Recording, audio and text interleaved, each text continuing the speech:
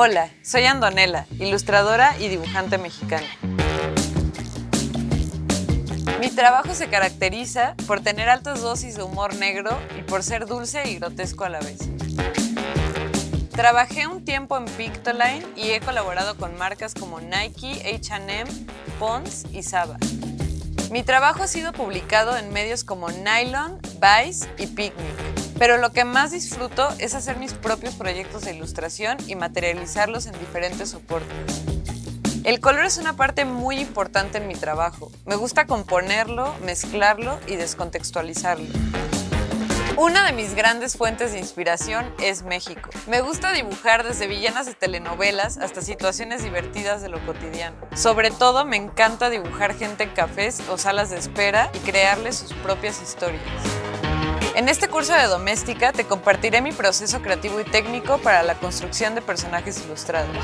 La finalidad es que todos los ejercicios que hagamos te lleven a sentirte cómodo dibujando.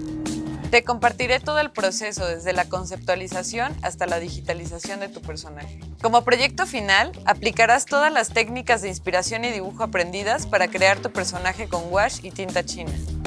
Tomando la inspiración como punto de partida, les enseñaré cómo armo mis moodboards para definir la estructura de mi personaje, su estilo gráfico y la paleta de color. Después les enseñaré el método de dibujo que me ha resultado más eficiente para poder construir mis propios personajes y trabajaremos con otra serie de ejercicios creativos que nos ayudarán a soltar la mano. Enseguida les presentaré los materiales con los que vamos a trabajar a lo largo del curso, así como el uso correcto del pincel, la tinta china y el wash. A continuación les hablaré un poco de teoría del color, les enseñaré a utilizar el círculo cromático y también veremos cómo podemos crear nuestros propios colores a partir de los colores primarios. Partiendo de esto, generaremos nuestra propia paleta con wash inspirada en el moodboard del proyecto. Una vez que tenemos las bases de dibujo, color y técnica, pasaremos a bocetar nuestro personaje final en el papel de acuarela. Le aplicaremos color con pintura wash y pondremos últimos detalles con tinta china. Por último, digitalizaremos nuestra ilustración. Les daré algunos tips de corrección de color y pequeños detalles en Photoshop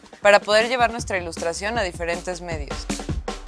Los materiales que necesitaremos son herramientas para bocetar, washes, pinceles, papel para acuarela, tinta china y un godete.